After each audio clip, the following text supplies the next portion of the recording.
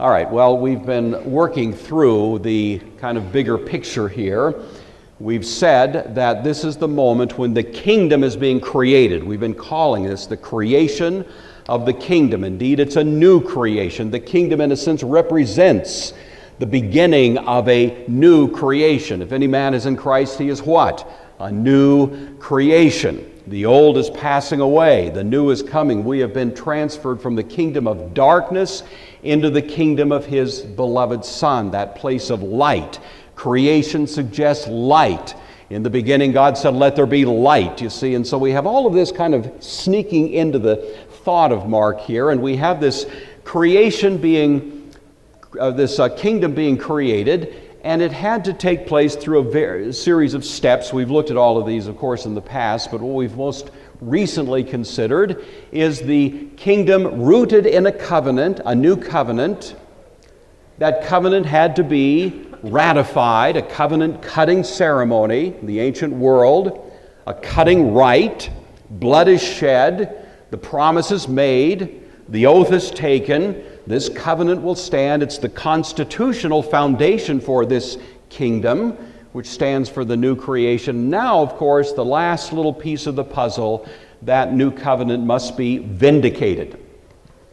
We wouldn't know for sure if Jesus were still dead in a tomb somewhere in Palestine. We'd have no possible way of having assurance that these things are true, but for the fact that God, from the very depths of heaven, screamed the vindication of His Son by raising Him from the dead.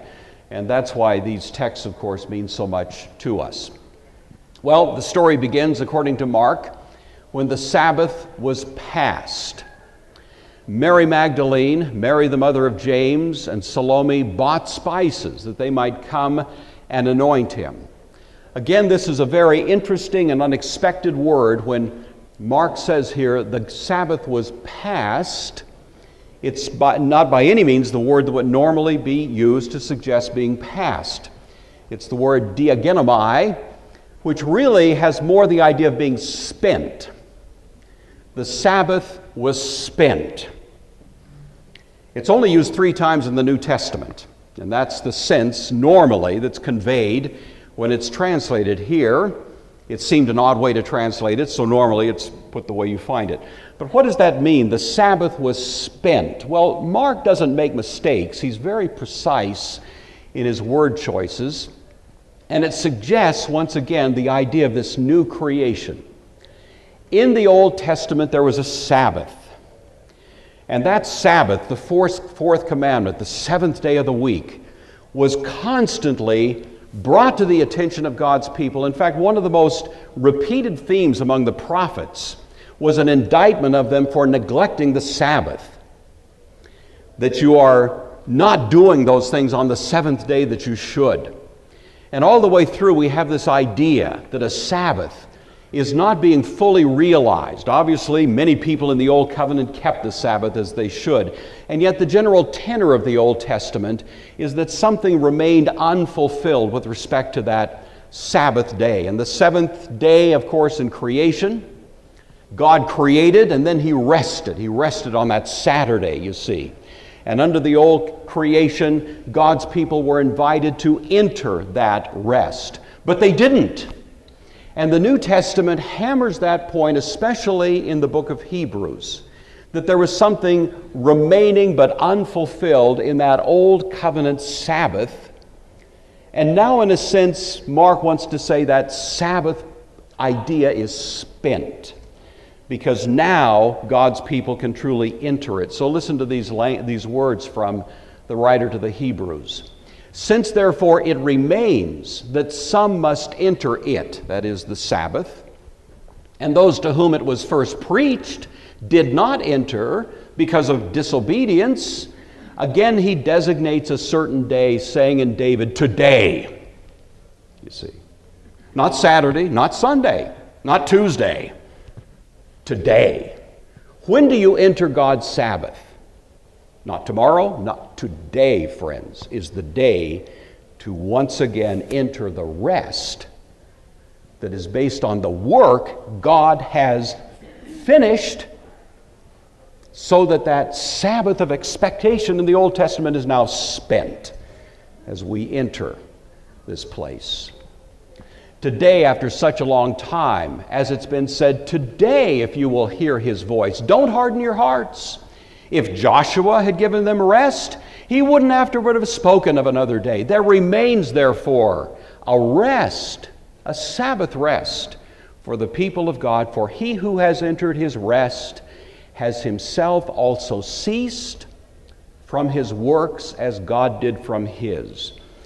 The grammar in that last statement suggests that as God, in a sense the Creator, finished his rest in the original creation, there is now, in a sense, another Creator who has finished his work and is resting once again on his Sabbath. Only this is the recreation, you see. There's the original creation and the new creation, a new heavens and a new earth, and it's now under construction. And we are in it. We've been moved into it, as Paul says.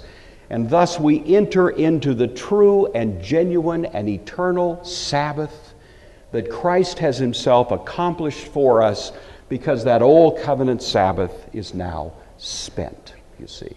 And so even that subtly is here as Mark insists that we think about a Sabbath being passed. 3 women, Mary, and Salome. Kenny was just noting the other day, everybody in the New Testament, with few exceptions, is named Mary. You ever notice that? It's the generic name. If you don't know what a person's name is, call them Mary. Well, here is Mary Magdalene. We looked at her in some detail last time. Mary, who is said to be the mother of James, but who may very well be also the mother of Jesus, though Mark doesn't tell us that, and we discussed that last week as well. Salome, who may be the aunt of Jesus, the sister of Mary, the mother of Jesus.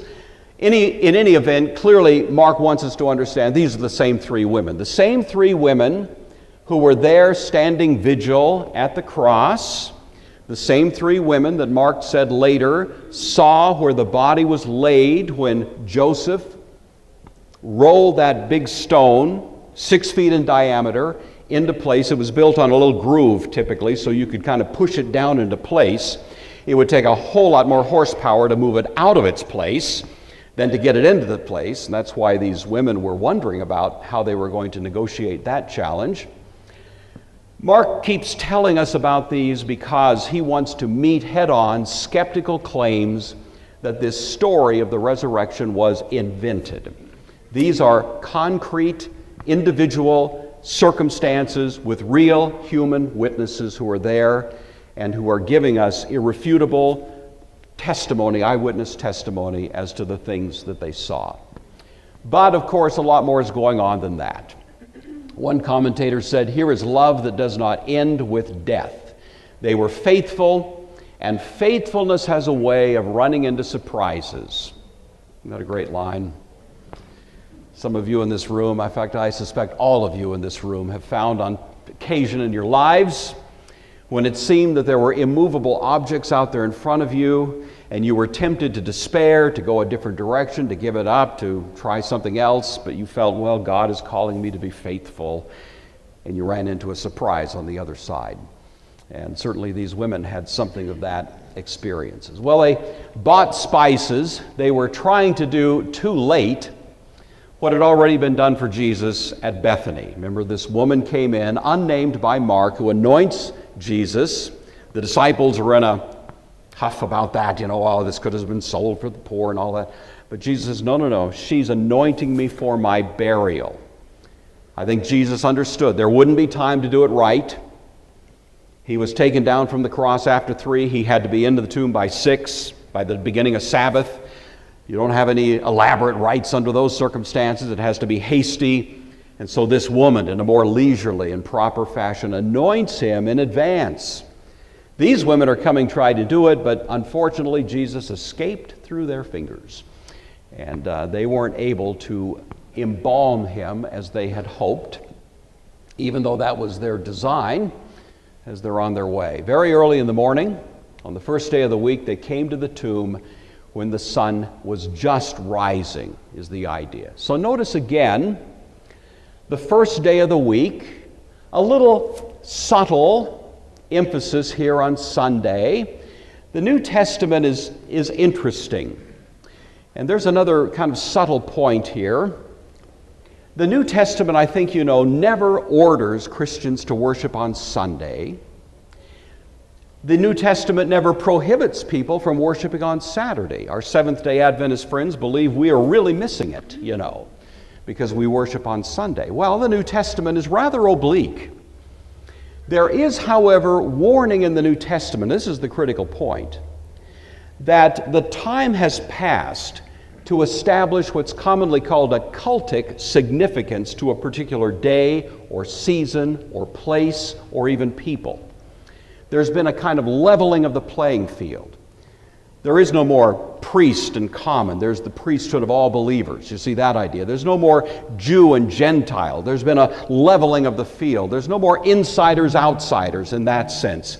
There's no more special days that have been hallowed in some significant sense that separate them from any other. In fact, the day that is the holy day for us is today, you see. And if it happens to be Tuesday morning, it's still today. That's the day that is the day of our Sabbath.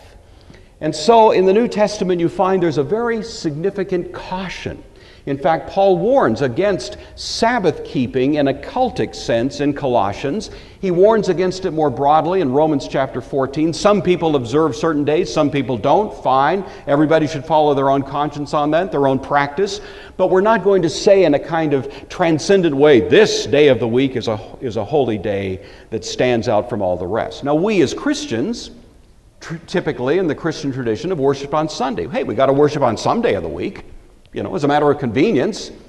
If we all just made up our own day, then we'd have a little bit of chaos every morning because, you know, some people would come on Tuesday and some on Thursday, some on Sunday, some on Saturday.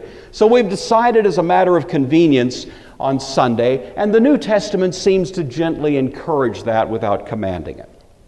So we hear at this point, on the first day of the week.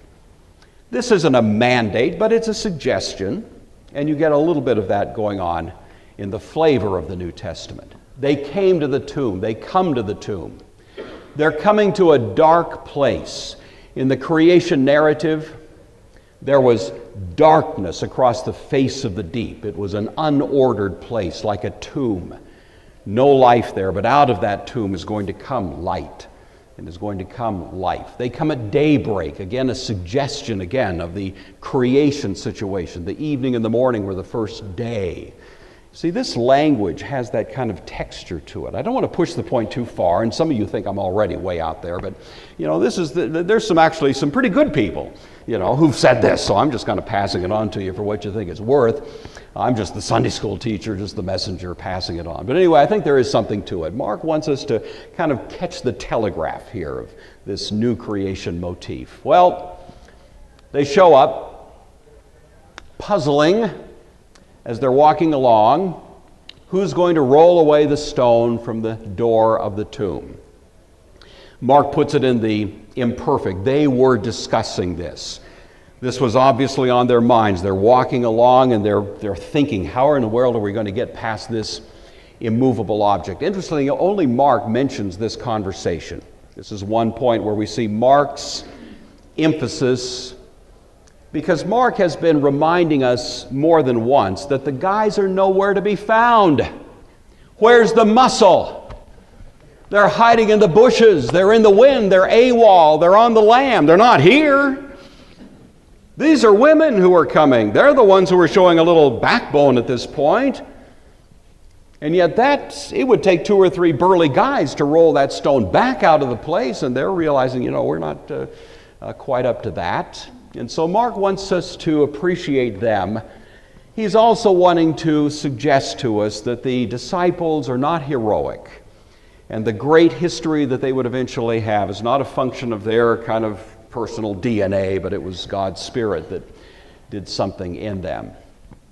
Well, they had seen that stone about 6 feet in diameter when Joseph rolled it into place, and now they're pondering who's going to move the stone. I like this from one commentator. In earthly terms, the question was unanswerable. It loomed as an immovable object in their minds. This is the type of thinking we often have. In spite of belief in God, we see some stones as immovable. There was no answer to the women's question in terms of earth. But God had an answer. He always has an answer to immovable stones. I'm not going to waste your time telling you my account of times in my history when I've had what appeared to be immovable. I mean, I thought, I'm not even sure God can pull this one off. And yet here we are. Paul says, exceeding abundantly above all we can ask or think. That's God's truth. And even if you're staring at an incredibly immovable stone, God has something on the other side of that that will be a big surprise. And you have similar stories, I know. We can all attest to the truth of that great biblical notion. Well, I think the women may have hoped that there'd be some groundskeepers around. Typically, gardeners at that time in history in the ancient world would work in the very early morning hours to avoid the heat of the day, take a siesta in the afternoon, So they were probably not off base to think that maybe there'd be some guys there working who'd be able to help them move that stone. They may not have known about the other problem that was awaiting them, namely guards. The guards had been neutralized. So maybe they weren't worried about them because they didn't have to be worried about them. But we do know that there had been guards posted there, and they probably would have represented an impediment to moving the stone had they been alive and well at the moment. Matthew gives us this account of how the guards came to be there. On the next day, which followed the day of preparation, that would be the Sabbath day then, the chief priests and Pharisees gathered together to Pilate, saying, "Sir, we remember, while he was still alive, how that deceiver said, 'After 3 days I'll rise.' Therefore, command that the tomb be made secure until the third day, lest his disciples come by night and steal him away and say to the people, 'He's risen from the dead,' so the last deception will be worse than the first." So they sell that to Pilate. Pilate said to them, "Look, you guys have a guard. You go your way. You make it as secure as you know how." And so they went out and made the tomb secure, sealing the stone and setting the guard. Generally, the response by Pilate is taken to be something like this. "Look, I've had it with this whole thing about Jesus of Nazareth. You kind of muscled me into having him crucified in the first place, and now you want me to be even more complicit. You just take care of it. You have your temple guard. They're good enough. You go and take care of this the West you way. I'm done with this." That seems to be the flavor of Pilate's response. Some differ with that, but I think that's probably it. So, likely, the guards that were posted there were under the Jewish authority, temple guards. It's said here that they sealed the tomb. Likely what that is stretching a kind of band or string or some kind of line from one end of this stone to the other and then putting wax seals on it so that if anyone tried to move it, it would immediately be broken and they'd known someone was tampering with the tomb. That's the most likely understanding of what's going on there. The women may not have known that there were those guards to negotiate, and so at this point we don't have any mention of their concern about that.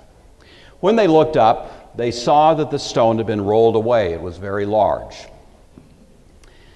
Looked up suggests they were downcast, doesn't it? They're walking along, they're looking at the ground. It's just the very early morning. It's still kind of dark on this path, I assume.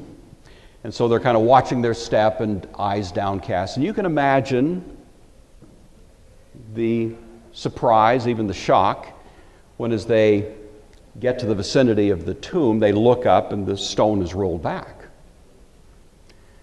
And you might think they'd be relieved, but in fact it alarms them.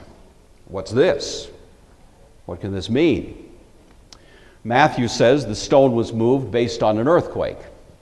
Mark, with Luke and John, imply that the angel who showed up moved the stone. Maybe it was both.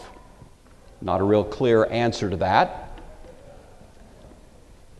One way or another, I think we can assume that the stone was not moved so that Jesus could escape from the tomb. It was moved so that those who came could see in. that Jesus wasn't there. The point of the empty tomb was not to prove the resurrection of Jesus. The resurrection of Jesus, however, explains the empty tomb. Why is the tomb empty? He's not here. And so these women come in order to confirm that that body is not there anymore. And they're going to be given an explanation, of course, from this fellow who's sitting there. Entering the tomb, they saw him, a young man, clothed in a long white robe, sitting on the right side. And they were alarmed. He's sitting. Do you realize how infrequently in the Bible angels ever sit? You almost get the feeling the guy's sitting there, straw in his mouth, just kick back. This is not the normal angelic posture. Usually angels show up. In fact, I'm not aware of another situation where an angel was said to be sitting. Here's an angel sitting. What does that tell us? It tells us once again of a rest that is now being offered to God's people. Jesus has done the work. Any theology that says you come and supplement the work of Christ, you add something additional to that which he has accomplished in his atoning labors, is not only wrong, it's an insult and virtually blasphemy to the adequacy of what Christ did. Once Christ accomplished the atoning work, in a deep sense, we all rest. Now, we don't rest in the sense that we're lazy. You'll never be as busy as when you're in the service of God's kingdom, but you're not earning your salvation thereby. You're just joyfully reflecting the influence of grace in your life. And here this angel, in a sense, reminds these women, now it's over. Now's the time, in a sense, to rest. Well, they're entering the tomb and they see him. Mark doesn't say it's an angel, but we can safely surmise that. Matthew tells us a little bit more. Says the garment flashed with splendor that knocked out the guards.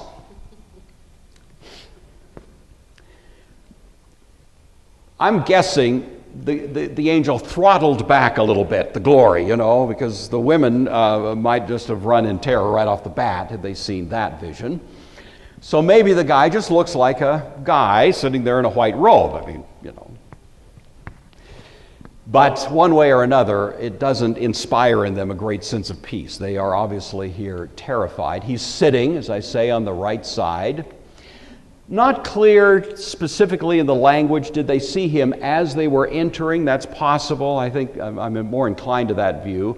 Or did they enter the tomb and then see him on the right side of where Jesus had been laying in the tomb? Either one is grammatically possible. It could be either one. But the point is, as they're entering, they see him, and they experience exathombethe. You'll want to discuss that over lunch, of course. Exathombethe. This is a word only used by Mark, and by him it's only used 3 times in the whole of the Gospel of Mark. So it's a distinct word, and it is a very strong word. It suggests terrified, stunned, paralyzing fear. The kind that just makes you freeze, in a sense. It's about as strong a word for fear as the Greek language knows of. The first time it's used in Mark's Gospel is right after the Transfiguration, when Jesus comes down from the mountain and he's approaching the crowds, and we hear that the crowd saw him coming and they were seized with this exathombethe, a terrifying fear, maybe the residual effects of that Transfiguration. Hard to say, but one way or another, that's the word that's used. The second time, it describes Christ himself in the Garden of Gethsemane as he's anticipating the atoning work that he's about to do on the cross. And there in the garden as he's praying, Mark tells us he had exathombethe, this terrified, paralyzing fear. Father, you can do all things. Please let this cup pass from me. Not what I will, but what you will. We looked at that, of course, earlier. And now we have the women. at the tomb, and they see this man, they see the empty tomb, they can't put it together yet, and the same word is there to describe them. Well, the angel says to them, "Do not be alarmed. You seek Jesus of Nazareth, who was crucified. He's risen. He's not here. See the place where they laid him." Same word. Do not be exothon bethe. I heard someone say once the number of fear nots in the Bible is 365. You ever heard that? One for every day of the year. I've never actually sat down and counted them. I got to get around to that someday, but I like the idea, and if so, I assume that this one's on the list. Do not be afraid. Fear not. You seek. The Greek word here is zeteo. It's always used by Mark negatively throughout the gospel. This is the last time, and there is a kind of negative feel to it as well. In the other parts of Mark's gospel, it will describe, for example, religious leaders seeking Jesus, but they're seeking him to trip him up. They're seeking him to embarrass him. They want to show him off. They want to embarrass him in front of the crowd. Somehow or other, they want to, do something that is going to limit him. The family of Jesus came when he was in Capernaum. The Virgin Mary, the Blessed Virgin, says, "My son's nuts. We got to put him in a straitjacket. Take him home. This is a big problem." And they're seeking him is the word that's used there. That's what they said. He's out of his tree. He's crazy. They were probably trying to rescue him, but that's what they said. We find the disciples sometimes seeking Jesus, and always it has that kind of negative flavor to it. Here the women are wanting to find Jesus, but in this case, they want to do a funeral, you see.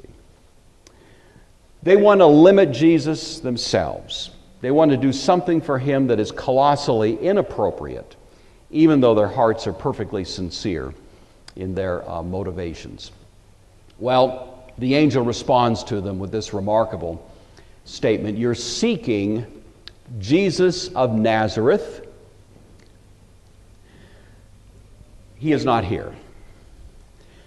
The phrase Jesus of Nazareth is, of course, one of the most common ways of referring to Jesus. But Mark, it's been noted many times, uses this phrase very, very rarely. And every time he does, it's a little bit of a play on words. Even the way he says it suggests that it's not just the common designation, Jesus of Nazareth. It actually is suggestive of the notion Jesus the Nazarite. And we've talked about this, of course, before. I hope you'll remember that. The most famous Nazarite in the Old Testament was Samson, a strong man. And thus, when we hear Mark use that expression, Jesus the Nazarite, it at least suggests to us that he's invoking a picture of Jesus as the greater strong man. Jesus himself says in Mark's gospel, "You cannot plunder the goods of a strong man unless a stronger man comes along." And Jesus, obviously referring to himself, is going to plunder the house of Satan. Plunder his goods. Take back what is rightfully his. Jesus comes as the greater strong man who is going to defeat the strong man who has usurped control of this world ever since the Garden of Eden. And so when Mark uses this expression, it sort of suggests to us that that's what he wants us to think of. Jesus the Nazarite, Jesus the greater Samson. The first time the term is used is from a demon. "I know who you are, Jesus the Nazarite, the Holy One of God." This is the first confrontation between heaven and hell. And it's no match. This satanic creature, this demon, has no defenses as Christ begins to push back the very gates of hell. The next time we hear it is blind Bartimaeus. There on the road as Jesus is going to Jerusalem, and he cries out, "Have mercy on me, Son of David, Jesus of Nazareth." And he uses that expression. Here, the picture of David is brought to our minds. David is another strong man in the Old Testament. He slays Goliath with a stone. We're going to look at that next year. It'll be a fun story. Again, we have this notion. Even the use of the term by a servant girl when she confronts Peter in the courtyard of Caiaphas. You were with Jesus of Nazareth. The picture here is one of great contrast. This little servant girl, teenage girl presumably, didn't have any power at all. She had no strength. And yet she is able to make Peter wilt. He's even weaker than she is. I don't know him.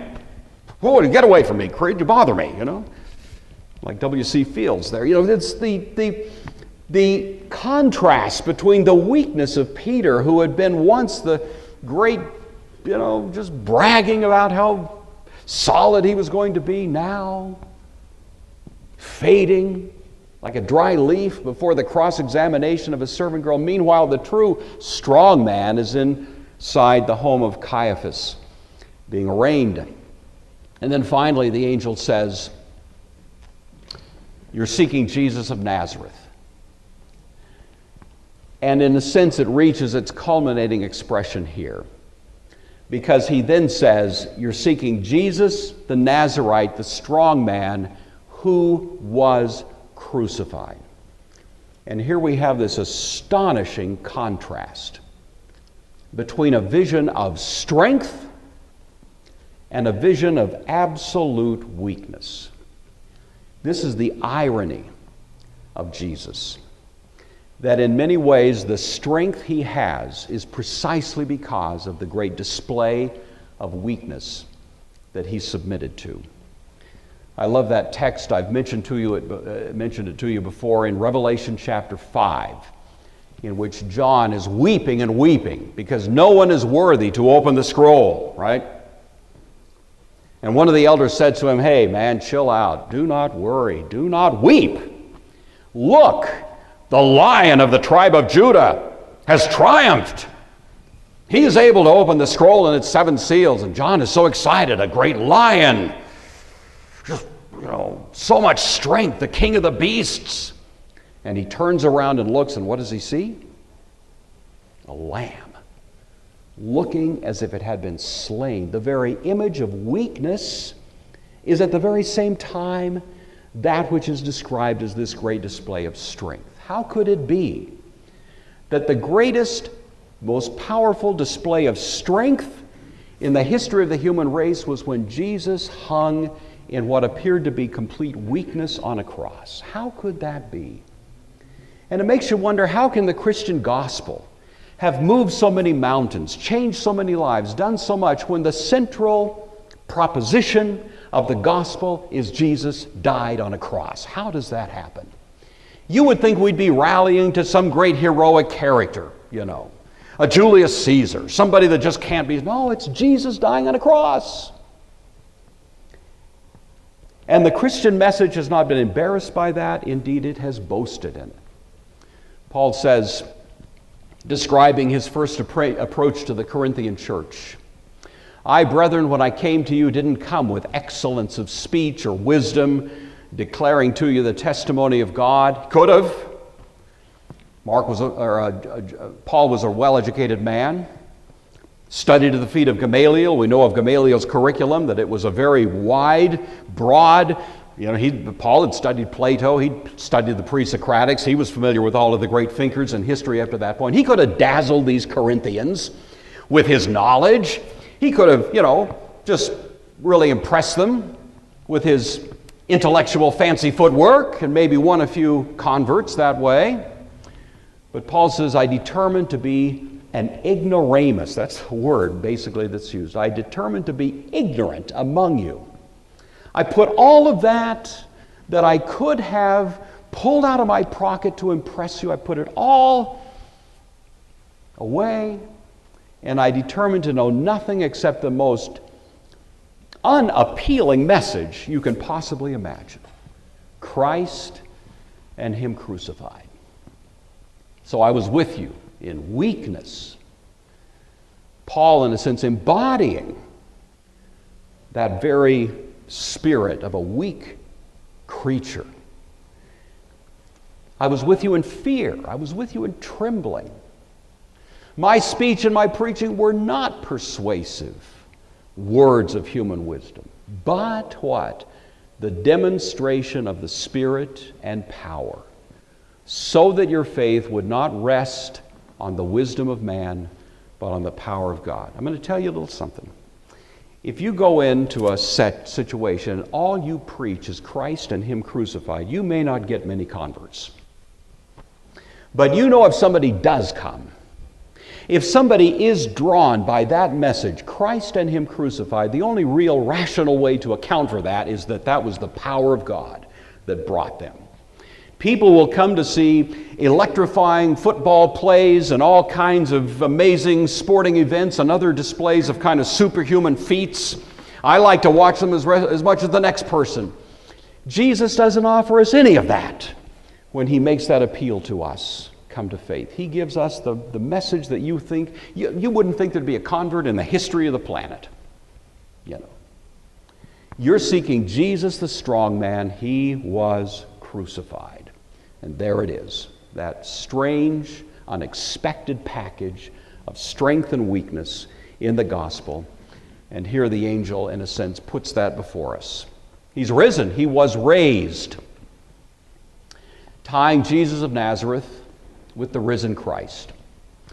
By the way, I just throw in passing here, they are, in Mark's view, the same person. There was a very popular move at some times, and especially in the 20th century in theology, to try to differentiate. There's the Jesus who died and the Christ of faith. It's called Easter faith. And the idea was Jesus died, He's dead, He's gone, you know. Hey, that's the way it goes. But he lived such an inspiring life that after He was gone, people kind of came to realize what a significant life that is. And so Rudolf Bultmann and others championed an idea, so we have Easter faith even though Jesus is still dead. I don't know, does that float your boat? Well, Mark doesn't leave that room to wiggle. You know, 20th century theologians may like that, but Mark, I think, would not countenance it. These three words, one person said, are the greatest watershed in history. Everything that has flowed from them, the creation of the Christian church, the gospel, of the resurrection with which it went out in the world, the Christian experience of the living Christ, the great social forces let loose as a result of this new valuation which the resurrection put upon man, all these bear their witness to the reality and transforming power of the event itself. We Christian people, as John Stott said, have a faith that is tethered to history. Paul says, unless Christ rose from the dead, we are the most pathetic creatures in the history of the planet because we are staking our hope on a fantasy and a phantom. But if Christ really did rise from the grave, which is what the New Testament emphatically teaches and which history itself screams at us, then our faith is not in vain. I love this from another who said, the resurrection has proved credible to uncounted millions of people. It rests on the somewhat confusing testimony of the New Testament, but also on the nuclear explosion it represented in history. It is a confusing testimony. That's why I want to take it head on 3 weeks out. Let's look at these four accounts and see what we can make of them, putting them side by side. But one way or another, there are certainly variations among them. He continues, though, a man looking for the first time at this stupendous spectacle of the Grand Canyon said, after a long period of silent awe, something must have happened here. You know? It was a bit obvious. It was a bit obvious that that deep cut in the earth was not caused by a Native American Indian dragging a stick along the ground. That is not where the Grand Canyon came from, you know. Well, we say of the history of the Christian movement, something must have happened here. Because human history is still reverberating from something that happened in the first century. And about the only adequate explanation that can be offered is that something was the resurrection. So He's not here. The here, we don't know the precise location. Some think they do, and maybe they do. The precise location is less important than the precise event, that Jesus rose from the dead, so that, as I said before, that empty tomb, not proving the resurrection, nevertheless explains it. And these now are told to go and tell his disciples and Peter that he's going before you into Galilee. There you will see him. So go and tell. You know, we as Christian people are not called to be overly smart. Most of us are pedestrian, are we? You know, not necessarily. Paul himself says, not many wise, not many noble, not many this, not many. You know, we're just kind of the ordinary folks. But God hasn't called us to be smart. He's called us to be faithful witnesses, to go and tell. And those two verbs have, of course, carried the freight down through history. Peter singled out for special attention. Gregory said in the 6th century, if the angel had not named Peter, he would not have dared to come amongst the disciples. Therefore, he is specially named, lest he should despair on account of his denial. Meet me in Galilee. That's a word of grace. That's where it all started, and that's the place from whence it would continue. There you'll see him. So the New Testament unabashedly and unapologetically declares he was seen. The Apostle Paul, of course, probably most famously, I delivered to you, first of all, what I also received. Christ died for our sins, was buried, rose again, and he was seen by Peter, Cephas, then the 12, by more than 500 brethren at once, of whom most are still around. Go check it out. Paul invites, writing this about the year 50. Some have fallen asleep, he admits. After that, he was seen by James, then by all the apostles. Last of all, he was seen by me, as one born of out of due time. It'd be almost impossible to imagine mid-1st century someone could invent this story and sell it so well that 2,000 years later people still believe it with all their hearts. How would that happen exactly? Except it was an actual event in history. So they went out from the tomb, they trembled, they were amazed, they said nothing. Literally, the Greek reads, they said nothing to no one. This is a double negative, but the Greek allows for that, because they were terrified. Not the terror of worship, mysterium tremendum type terror, you know, but just they were scared. They were just running, and that's the end of the story. The theories that have floated, I'll just tell you very quickly about why this gospel ends so abruptly, are in two species, two flavors. One, it was unintentional. Either the last part of the gospel was lost. When I took New Testament in my undergraduate years, 100 years ago at Whitworth, that was what the prof said. He thought, and it may be true, that the last little piece of the scroll was lost. And so Mark meant to write the rest of it. Maybe he did write the rest of it, but somehow it got lost in the shuffle. Maybe a persecution broke out that prevented writing the rest of the gospel. Maybe Mark died. Maybe he got caught up in that persecution. I mean, those are all been theories that have been suggested by those who just don't believe that Mark could have ended the gospel so abruptly, so unexpectedly that way. If that's true, then probably Matthew would be the best place to go for what Mark might have written had he actually done so. I tend to prefer the alternative approach, although I think it is actually a minority view, that Mark meant to end the story right here. That in a sense he is contrasting for us fear, which can be provoked by the circumstances of life, and for these women is the last thing that really describes them, but we know they eventually came to faith. But the faith they came to was not simply the raw miracle. Miracles don't coerce people into faith. Faith is a gift from God. If a person sees a miracle and there's no grace from God to accompany it, all it does is enable that person to hate God more intelligently, because they see him so much more clearly in his power. But if you have faith, it's not because you've extrapolated the right answer from a calculus, of intellectual inferences. It's because God has given you a gift. And that gift should be something we all are grateful for, because that's what transformed the fear in these women's hearts into faith. All right, quickly, I'm over time, but we won't be here for 3 weeks, so excuse myself. Sunday school lesson number 1. The stone that looms before you may seem immovable, but behind every immovable stone is the irresistible life of Jesus. We all have these immovable stones in our lives. Just believe that on the other side is the risen Christ. The emotion that resides inside us, inside you, may feel like weakness, fear, and trembling. How many times have all of us walked into situations where we felt fully inadequate for the task? But bear in mind, your strength is not based on your feelings, but it's rooted in grace. Paul besought God that he would remove a thorn in the flesh. God said to him, sorry.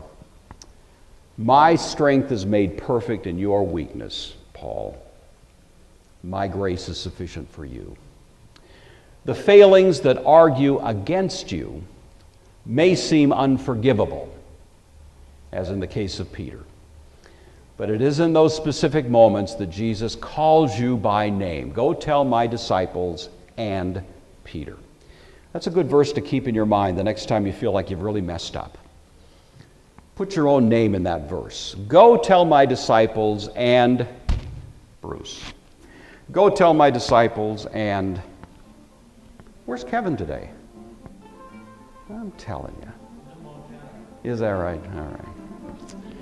Go tell my disciples, and who are you? Put your name there, because Jesus knows you by name, just as surely as he knew Peter by name.